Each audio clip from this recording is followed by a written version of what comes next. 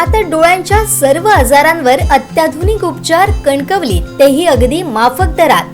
Nap I hospital Miraj संचलित विवेकानंद नेत्रालय आणि retina centre मध्ये आजपर्यंत 15,000च्या वर डोळ्यांची ऑपरेशन्स, विना टाका विना इंजेक्शन मोतीबिंदू शस्त्रक्रिया, डोळे तपासणी, चष्मा, तिरळेपणा आणि डोळ्यांच्या सर्व आजारांवर उपचार. डायबेटिक आणि उच्च रक्तदाब असलेल्या रुग्णांवरही डोळ्यांचे उपचार.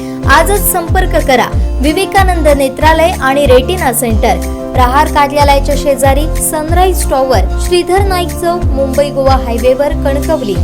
कणकवली शहरात डीपी रोड ते तेलीआळी हरणेआळी येथील 9 मीटर रस्त्याच्या कामाला सुरुवात झाली आहे. त्यामुळे कणकवली शहरातील वाहतूक समस्या सुटणार आहे, याचा आढावा घेतलाय कणकवली करस्पॉन्डंट उमेश बुचडे यांनी.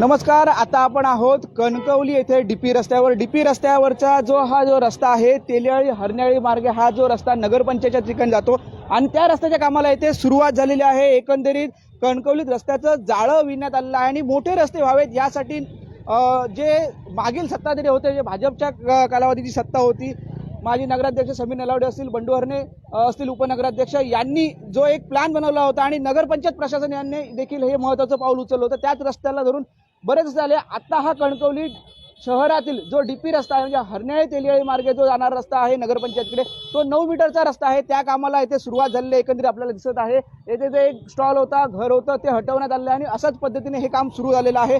स्थानिकांचं इथे काय म्हणणं आहे नेमकं जाणून घेणार आहोत. कशा पद्धतीने त्यांचं जी ही पार्किंग सुविधा इथे जाण्या येण्याच्या गाडीसाठी खूप अवघड वाहने देखील होती आणि त्यांना या समस्ये समोर जावं लागत होतं आणि त्या दृष्टिकोनातून कुठेतरी हे चांगलं पाऊल उचललं जाते असं म्हणताय.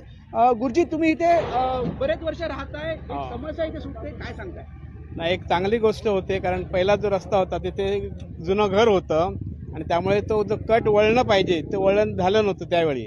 पण आता त्यामुळे या रस्त्याला आता डीपी रोड झाल्यामुळे इतकं वर्दळ सुरू झालेली आहे. मोठी मोठी वाहनं, ट्रक पासून सगळी सतत वर्दळ असते. बाजारातून जाण्यापेक्षा या मार्ग पसंत करतात आणि त्यामुळे वळण घेताना खूप अडचण व्हायची, ट्रॅफिक जाम व्हायचं काही वेळा, ते ट्रक वगैरे थांबल्यामुळे. तो अतिशय सुरळीतपणे आता मार्ग होतील आणि त्यामुळे लोकांची जी बाजारातली जी कोंडी आहे, रस्त्याची कोंडी, ती या दिवशी चांगली सुटेल आणि इथून वाहनांची वर्दळ होईल. या भागाला त्याच्यामुळे ऊर्जित अवस्था येऊ शकेल, याचा फायदा चांगला होऊ शकेल आणि एक सुंदर रस्ता वळण होईल. जो क्रॉस पाहिजे तो अतिशय चांगल्या रीतीने झाल्यामुळे सहज वळू शकतील. बरीच वर्ष प्रलंबित होतं हे काम, आज हे मार्गी लागलंय, काय सांगता? अच्छा, चांगलं काम आहे, चांगलं होतं. असं जाऊन यायला पाहिजे सगळे कणकवलीत, रस्ते व्हायला पाहिजे. निश्चितच इथे स्थानिक नागरिकांचं म्हणणं आहे की रस्ते हे व्हायलाच पाहिजेत. या आधी ज्यांची सत्ता होती, म्हणजे भाजपचे आमदार नितेश राणे या मतदारसंघाचे आमदार आहेत, तसेच माजी नगराध्यक्ष समीर नलावडे यांनी देखील या कणकवलीमध्ये रस्त्यांचं जाळं विणण्यासाठी महत्त्वाचे पाऊल उचललं होतं आणि ते सत्ता नसताना देखील आता नगरपंचायत प्रशासन आहे, म्हणजे मुख्य अधिकारी कांकळ साहेब आहेत, यांच्या मार्गदर्शनाखाली ही नगरपंचायत एक कुठेतरी विकासाच्या दिशेने जात आहे आणि कणकवलीचा विकास होत आहे असं एकंदरीत आपल्याला दिसत आहे. कणकवली नगरपंचायत सर्व कर्मचारी देखील आहेत येथे उपस्थित, त्यांच्या माध्यमातून हे सगळं जे काम आता सुरू केलेलं आहे. कुठेतरी कणकवलीमध्ये मोठे रस्ते आणि हा जो विकास आहे तो होणार आहे आणि रस्ते झाले तरच आपला विकास होतो हे आता प्रत्येकाला समजलं आहे. त्यामुळे प्रत्येक जण कुठे ना कुठेतरी नगरपंचायतला सहकार्य करत असल्याचं आपल्याला एकंदरीत दिसत आहे. कॅमेरामन साहिल बागवेसह उमेश बुचडे, कोकण 7 लाईव्ह, कणकवली. आमचे दिवसभरातले सर्व अपडेट्स, ताज्या घडामोडी आणि थेट लाईव्ह पाहण्यासाठी सबस्क्राईब करा, लाईक करा कोकणचं नंबर 1 महा चॅनल कोकण 7 लाईव्हचं YouTube चॅनल.